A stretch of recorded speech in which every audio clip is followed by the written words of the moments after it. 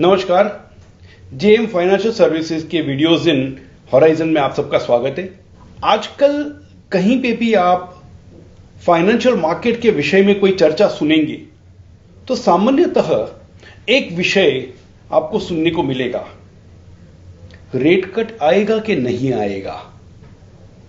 ये rate cut क्या है और ये रेट कट कौन करता है? रेट यानी कि इंटरेस्ट रेट या तो ब्याज का दर, और ये रेट कट सेंट्रल बैंक करती है। भारतीय अर्थव्यवस्था में सेंट्रल बैंक है reserve bank of India, United states में सेंट्रल बैंक है federal reserve of the United states, Europe में है यूरोपियन सेंट्रल बैंक, जापान में है बैंक ऑफ जापान। जब दुनिया में पूरे विश्व में इंटरेस्ट रेट्स की बात आती है तो एक्सपर्ट जो है वो फेडरल रिजर्व की तरफ नजर करते हैं। जब भारत की इकोनॉमी की बात आती है तो हम रिजर्व बैंक ऑफ इंडिया की तरफ नजर करते हैं। आज की तारीख में रेट कट्स आएंगे या नहीं आएंगे?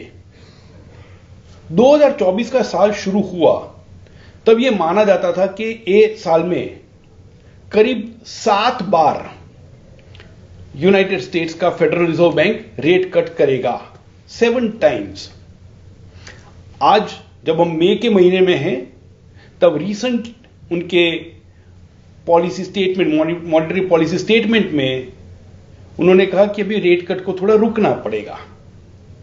रेट कट आएगा कि नहीं आएगा, उस प्रश्न के ऊपर ज्यादातर एक्सपर्ट जो है उनके अलग अलग ओपिनियंस है।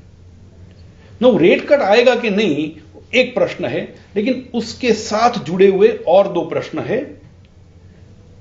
रेट कट अगर आएगा तो कब आएगा, कितना कट आएगा, 0.25%, 0.5%। ये तीनों प्रश्न, रेट कट आएगा कि नहीं, रेट कट कितना आएगा और रेट कट कब आएगा, आपको बहुत चर्चा में सुनने मिलेंगे। लेकिन ये इतनी चर्चा होती क्यों है इसकी? तो उसके लिए सबसे पहले एक नजर करते हैं कि जो ब्याज के दर जो होते हैं वो है क्या और उसका असर फाइनेंशियल मार्केट्स के ऊपर क्या पड़ता है। सबसे पहले ब्याज का दर जो है वो पैसे उधार लेने की कीमत है।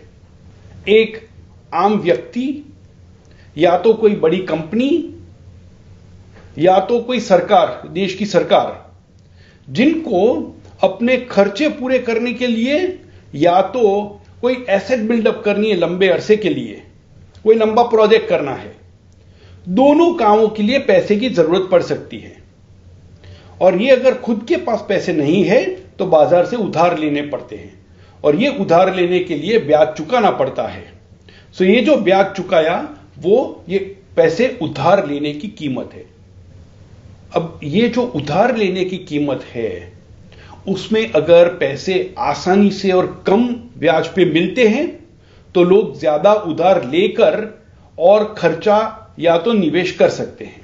लेकिन अगर ब्याज के दर ज्यादा है तो लोग कम पैसा उधार लेंगे, जिसके चलते खर्च कम हो सकते हैं या तो निवेश कम हो सकते हैं। और इसी के चलते जो सेंट्रल बैंक्स होती है ये ब्याज के दरों को एक इंस्ट्रूमेंट की तरह यूज करती है, जिसके चलते ब्याज के दर बढ़ा के या घटा के वो अपने जो उद्देश्य है वो पूरे करने के प्रयत्न करती है। और उद्देश्य क्या होते हैं? मूलभूत 2 उद्देश्य, इकोनॉमी का ग्रोथ, वृद्धि दर, जिसको जीडीपी ग्रोथ रेट भी बोलते हैं, और दूसरा होता है इन्फ्लेशन या तो मुद्रास्फीति। जब इकोनॉमी का ग्रोथ अच्छा हो, तेजी से कोई इकोनॉमी बढ़ रही है, तो उस समय पे लोगों को पैसे की ज्यादा जरूरत पड़ती है, या तो खर्च ज्यादा हो रहे इसलिए जीडीपी बढ़ रही है, और उसके लिए उधार लेने का जो जरूरत है वो बढ़ जाती है, जिसकी वजह से ब्याज के दर ऊपर जाते हैं। दूसरा, अगर लोग की खरीद बढ़ गई तो उसके कारण मुद्रास्फीति भी बढ़ती है या इन्फ्लेशन भी बढ़ता है। और ऐसे सिचुएशन में अगर इन्फ्लेशन कुछ हद से आगे बढ़ जाता है तो सेंट्रल बैंक, हमारे देश की रिजर्व बैंक ऑफ इंडिया या तो यूएस की फेडरल रिजर्व, वो ब्याज के दर बढ़ाएगी। जैसे ही ब्याज के दर बढ़ाए, लोग खर्च करना कम कर देंगे और इन्फ्लेशन नीचे आने लगेगा या तो काबू में आने लगेगा। लेकिन एक तरफ इन्फ्लेशन काबू में आया तो दूसरी तरफ जो जीडीपी का ग्रोथ ऊपर जा रहा था वो नीचे आने लगेगा या तो इकोनॉमी स्लो डाउन होती जाएगी। अब एक लेवल के बाद वो स्लो डाउन भी एक्सेप्टेबल नहीं होता, इसलिए वापस फिर सेंट्रल बैंक जो है वो ब्याज के दर नीचे लाती है।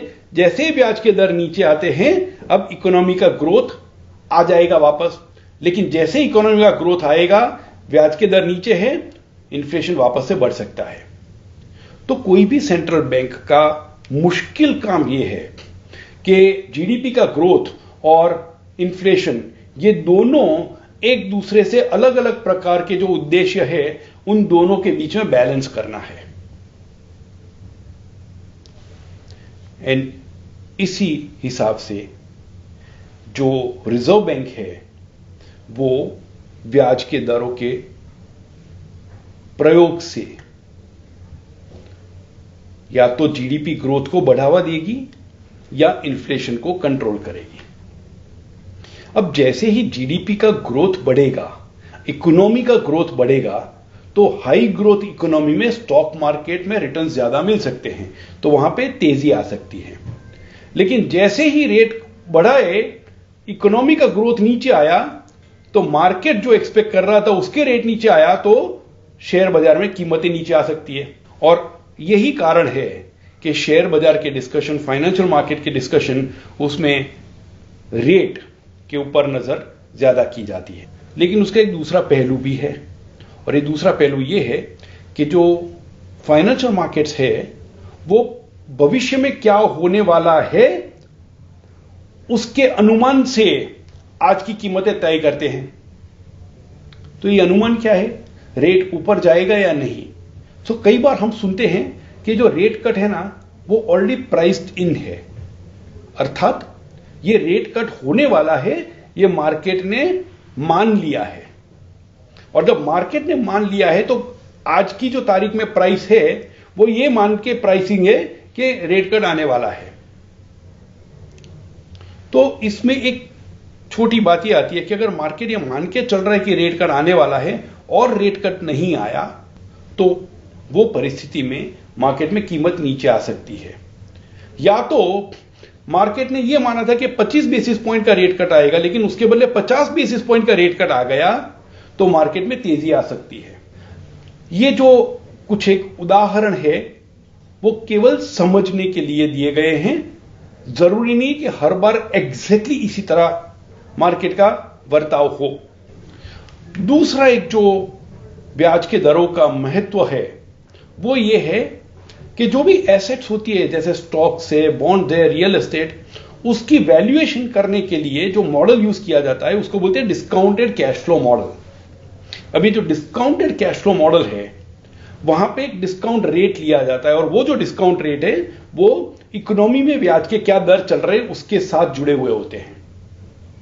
सो जैसे ही ब्याज के दर ऊपर जाते हैं, डिस्काउंट रेट ऊपर जाता है, और ब्याज के दर नीचे आते हैं तो डिस्काउंट रेट नीचे आता है।